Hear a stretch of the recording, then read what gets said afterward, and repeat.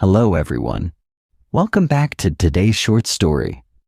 I hope you're all doing well and excited to learn something new today. If you're someone who wants to speak English fluently, confidently, and naturally, then this lesson is for you. Today, I am going to teach you how to think in English, which is one of the most important steps to becoming a fluent English speaker. We all know how frustrating it can be when we have to stop and translate sentences from our native language into English before speaking.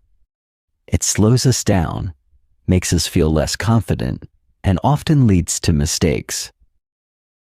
Wouldn't it be amazing if you could skip that translation process and just think in English from the start? Well, I'm here to tell you that it's possible. By following 4 simple stages, you can train your brain to think directly in English. And trust me, this will make a huge difference in how you speak. Before we start, don't forget to subscribe to Simple Spoken English if you haven't already. This way, you won't miss any of our lessons that will help you on your journey to speaking fluent English. Now, let's get into today's lesson, how to think in English. Stage 1. Think in verbs, the power of action words. The first stage of learning to think in English is to focus on verbs. Verbs are the action words in a sentence. They describe what's happening. Why do we start with verbs? Because action is all around us. And if we can think about what's happening in English, we can start forming sentences in our heads more quickly. Let's take an example. Imagine you are walking through New York City, specifically in Central Park. You see people everywhere, all engaged in different activities. What are they doing? Some people are running, others are talking. You see a dog chasing a ball, and someone is feeding pigeons. These actions are described using verbs run, talk, chase, feed. By observing the actions around you, you can start thinking about them in English. This process of observing and identifying actions is something you can do anywhere. Whether you're standing at a bus stop in London, waiting at a traffic light, or sitting in a cafe in Paris, there are always actions happening around you. For example, on a busy street in Tokyo, you might see people walking quickly, someone riding a bicycle, or a group of friends laughing. You can mentally note these actions in English: walk, ride, laugh. But what if you're at home, where there's not much happening? You can still practice thinking in verbs by imagining scenarios or using pictures. For instance, look at a photo of a family picnic. What actions do you see? Maybe they are eating, playing, or relaxing. Even when you're indoors, you can practice identifying actions by thinking about what you might do in different situations. Imagine you're in your kitchen. You might be cooking, cleaning, or washing dishes. Key practice tip: set aside 5 to 10 minutes each day to practice thinking in verbs. Pick a different place each day and focus on the actions happening around you. As you do this regularly, you'll train your brain to think about actions in English, making it easier to describe what's happening in the moment. Stage 2. Think in nouns. Naming the world around you. Once you've practiced thinking in verbs, it's time to move on to nouns. Nouns are words that name people, places, things, or ideas. Just like verbs, nouns are everywhere. Everything around you has a name, and if you can think of these names in English, you'll be one step closer to thinking and speaking fluently. Let's take an example from a different city. Imagine you're in Sydney, Australia, standing by the famous Sydney Opera House. As you look around, you see the building, the harbor, and many tourists taking photos. You also see a boat in the water and a few seagulls flying above.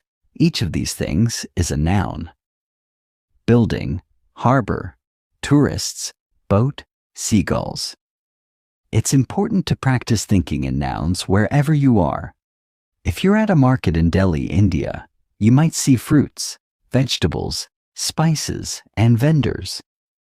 These are all nouns that describe the objects and people around you. Even if you're just sitting in your room, you can look around and identify nouns. For example, you might see a table, a chair, a book, and a laptop. Another great way to practice thinking in nouns is to describe what you're carrying with you. What's in your bag? Maybe you have a phone, some keys, and a wallet. If you practice naming these objects in English, it will soon become second nature. Over time, this will help you think faster and more clearly in English. Key practice tip: spend a few minutes each day naming the objects around you in English. Whether you're outside, at home, or even traveling, challenge yourself to identify everything in English. For instance, if you're visiting Barcelona, Spain, look around and name things like buildings, bicycles, cafes, and tourists. The more you practice this, the more your brain will automatically think in English. Stage 3. Think in sentences, connecting verbs and nouns. Once you're comfortable thinking in verbs and nouns, it's time to move on to the next step. Thinking in sentences. This is where you start putting verbs and nouns together to describe what's happening around you in full sentences. At this stage, it's important to start simple. Don't worry about making long, complicated sentences. Just focus on creating short, clear sentences that describe what you see. For example, if you're in Cape Town, South Africa, looking at Table Mountain, you might say, "The tourists are climbing the mountain. The sun is shining. The wind is blowing." These are simple, but they allow you to practice thinking in complete sentences. Now let's imagine you're in Toronto, Canada, sitting in a park. What's happening around you? You could describe the scene like this. A family is having a picnic. The children are playing with a ball. The birds are flying in the sky. These sentences are short, but they effectively describe what's happening around you. As you become more comfortable, you can start making your sentences longer. For example, if you're in Berlin, Germany, walking near the Brandenburg Gate, you might say, "A group of tourists is taking pictures of the monument. Some of them are listening to their tour guide, while others are checking their maps." This sentence combines multiple verbs and nouns, giving a fuller description of the scene. The goal here is to get used to thinking in sentences instead of just words. This will help you when you're speaking, as you won't have to stop and think about each individual word. Your brain will automatically form sentences in English. Key practice tip: every day, take 10-15 minutes to describe your surroundings in sentences. Whether you're at home, in the office, or walking through a new city, try to form complete sentences in your head that describe what's happening. If you're in a cafe in Rome, Italy, you might say, "The waiter is serving coffee. Two friends are chatting at the next table. A couple is reading a menu." This practice will make thinking in English much more natural. Stage 4. Think in paragraphs, bringing it all together. The final stage is to move from thinking in sentences to thinking in paragraphs. This means describing everything around you in more detail, telling a full story, or creating a more vivid picture of the scene. Imagine you're visiting the Great Wall of China. Here's how you might describe it in a paragraph. "I'm standing on the Great Wall, and the view is incredible.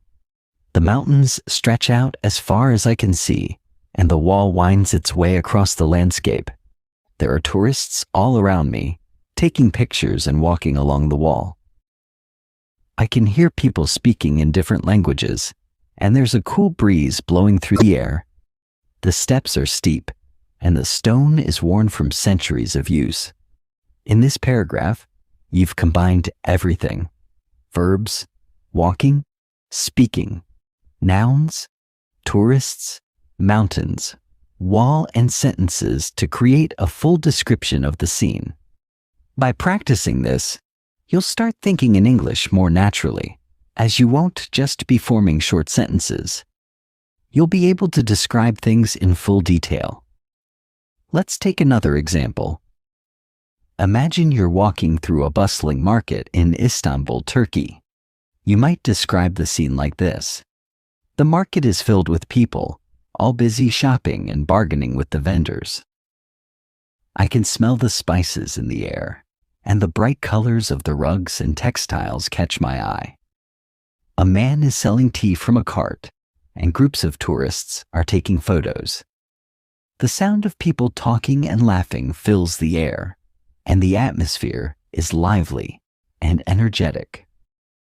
When you practice thinking in paragraphs like this, you are training your brain to describe events and scenes in full detail without stopping to translate from your native language.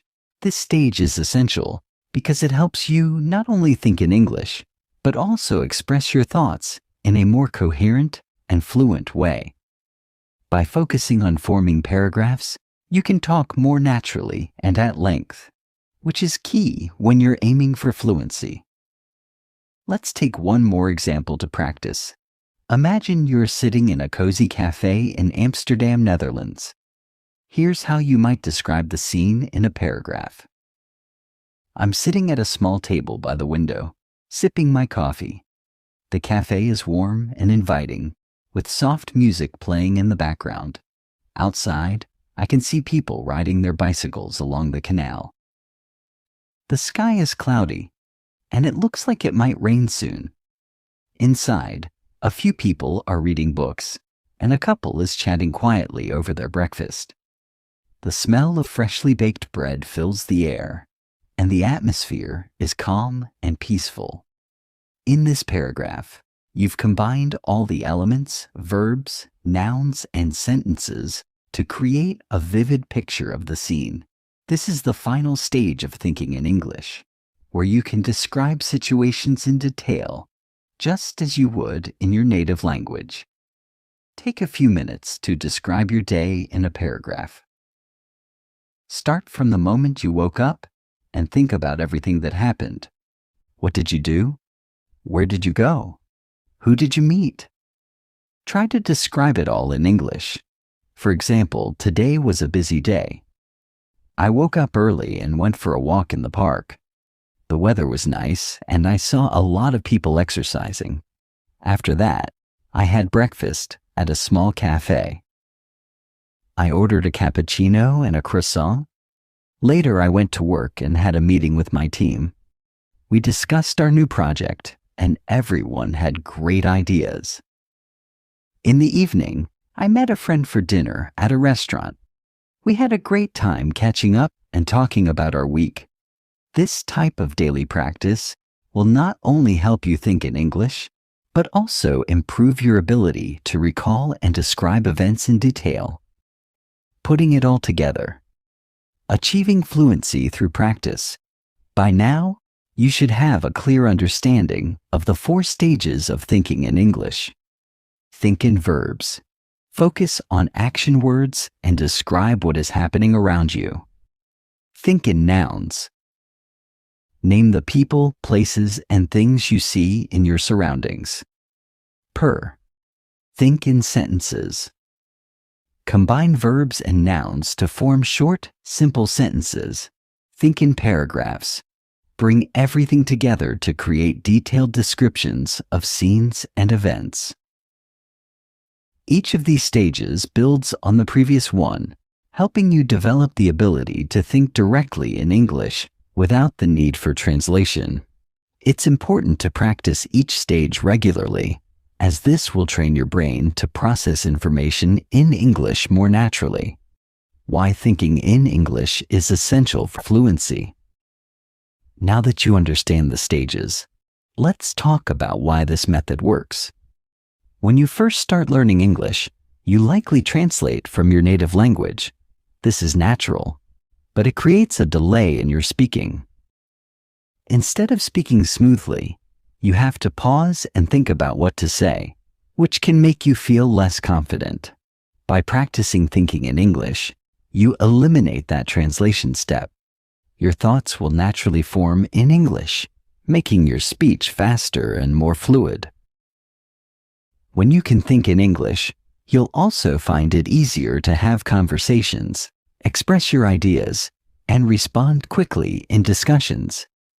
For example, imagine you're at a job interview in London, and the interviewer asks you to describe a challenging situation you faced at work. If you're thinking in your native language, you might need a moment to translate your thoughts into English. But if you've trained yourself to think in English, you can respond immediately and confidently without hesitation. The same goes for everyday conversations. Whether you're chatting with friends, giving a presentation, or even ordering food at a restaurant, being able to think in English will make the process much smoother. Practical exercises to help you think in English.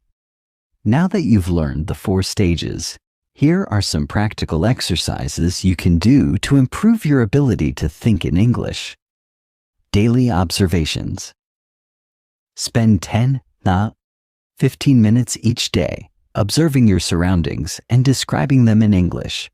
Whether you're on the bus, at the park, or walking through your neighborhood, challenge yourself to describe everything you see using verbs, nouns, and sentences. 2. Picture descriptions. Find a photo from a magazine, website, or your own photo album. Look at the picture closely and describe everything you see in English.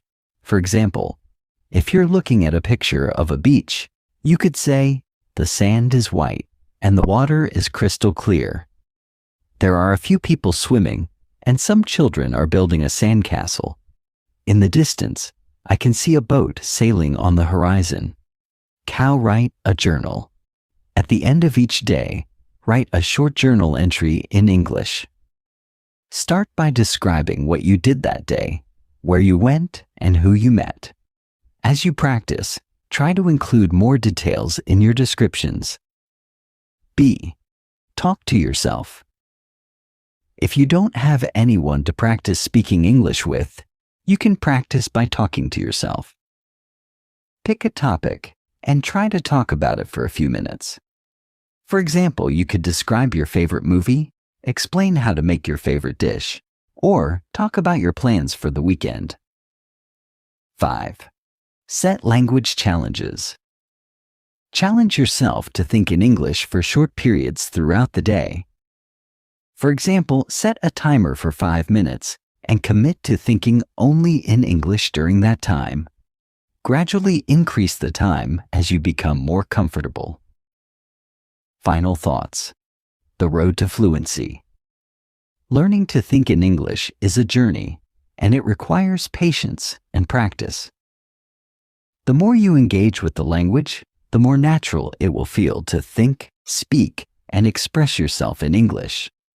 By following the 4 stages, verbs, nouns, sentences, and paragraphs, you'll build a strong foundation for fluency. Remember, the key to success is consistency. Practice every day, even if it's just for a few minutes, and you'll see improvement over time. It's normal to make mistakes along the way, but don't let that discourage you. Every mistake is an opportunity to learn and grow. So, are you ready to take the next step on your English learning journey? Start practicing today, and soon you'll be thinking in English like a native speaker. Thank you for joining me in today's lesson on today's short story. Don't forget to like this video, subscribe to our channel, and hit the notification bell so you won't miss any of our upcoming lessons. Keep practicing, stay curious, and I'll see you in the next lesson. You